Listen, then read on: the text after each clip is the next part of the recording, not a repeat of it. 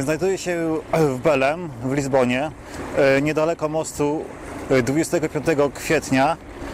Został zbudowany w 1966 roku za czasów Salazara i także nosił jego imię aż do roku 1974, kiedy właśnie zmieniono nazwę na 25 kwietnia, aby uczcić rewolucję goździków, tak zwaną bezkrwawą rewolucję. Mostem przypomina most Golden Gate w San Francisco. Z kolei z drugiej strony znajduje się pomnik odkrywców, upamiętniający portugalskich odkrywców, na czele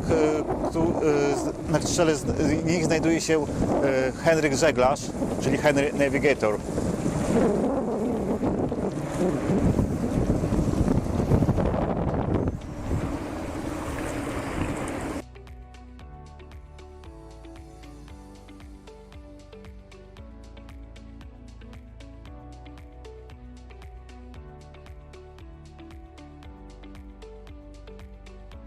Pomnik odkrywców upamiętnia osoby zasłużone dla Portugalii w zakresie odkryć geograficznych.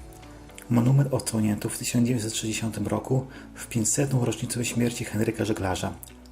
Pomnik ma 52 metry wysokości, ma kształt karaweli i zdobi go panteon odkrywców. Zobaczyć tam można 33 postacie, m.in. płaskorzeźby Henryka Żeglarza, Vasco da Gamy, Ferdynanda Magellana czy Bartolomeo Diaza. Przed betonowym monumentem znajduje się ułożona z marmurowych kostek mozaika z mapą odkryć portugalskich podróżników i z trasami ich wypraw.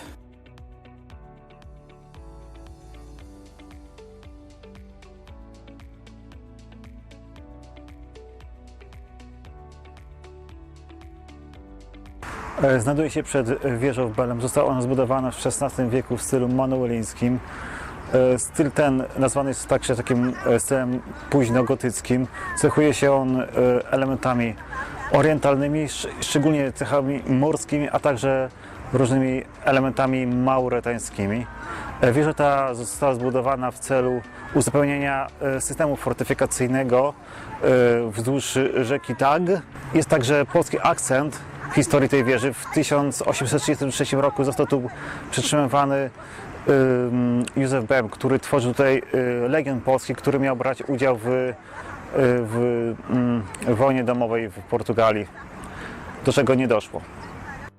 Wieża Belem to fort wybudowany przez Manuela I w latach 1515-1520 u ujścia Tagu do Atlantyku. Wybudowano go na środku rzeki, ale po trzęsieniu ziemi w 1755 roku koryto rzeki zostało przesunięte, w wyniku czego wieża znajduje się przy brzegu rzeki. Dawniej wieża strzegła portu, jednak nie miała nigdy większego militarnego znaczenia. Potem wieziono w niej przestępców. Pełnił także funkcję koszar, punktu obsługi telegrafu, punktu poboru opłat od statków wpływających do Lizbony, czy też latarni morskiej. Wieża Belem składa się z dwóch części: nieregularnego bastionu oraz czterokondygnacyjnej wieży, która przylega do bastionu z jego północnej strony. Bastion posiada 17 otworów strzelniczych, a wchodząc do środka można dokładnie zobaczyć cały pokład strzelniczy.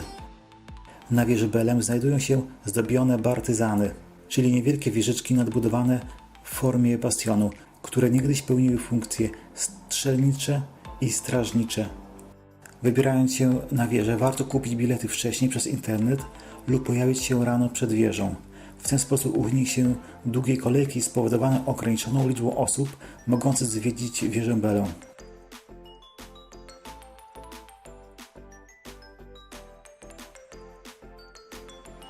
Motywem budowy klasztoru Hieronimitów było stworzenie panteonu dla rodu Avis Beja, którego to król Manuel I był pierwszym monarchą, a także podziękowanie za szczęśliwą wyprawę Vasco da Gamy do Indii.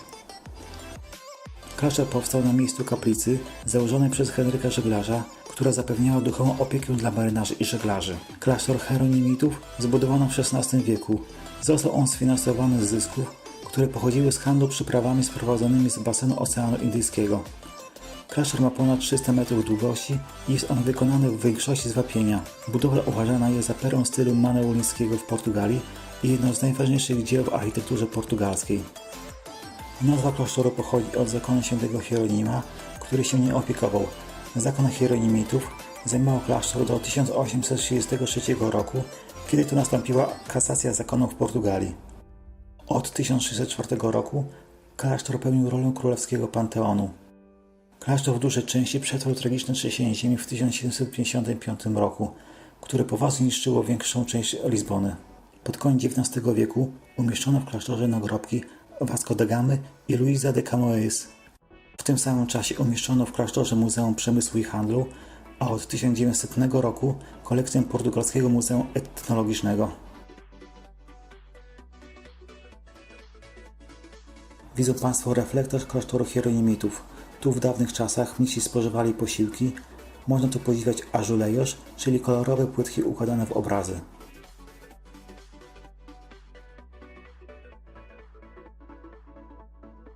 Atrakcją klasztoru jest dwupoziomowy dziedziniec otoczony rzeźbionymi arkadami. Krużganki dziedzińca były przeznaczone do odpoczynku, medytacji i pracy mnichów zamieszkujących klasztor. Jest to jeden z najpiękniejszych przykładów wykorzystania stylu manuelińskiego w całym klasztorze. Na dwóch kondygnacjach zobaczyć można liczne przykłady motywów religijnych, symboli królewskich oraz motywów związanych z naturą oraz wyprawami morskimi. W 2007 roku podczas szczytu Unii Europejskiej na terenie klasztoru podpisano formalnie tzw.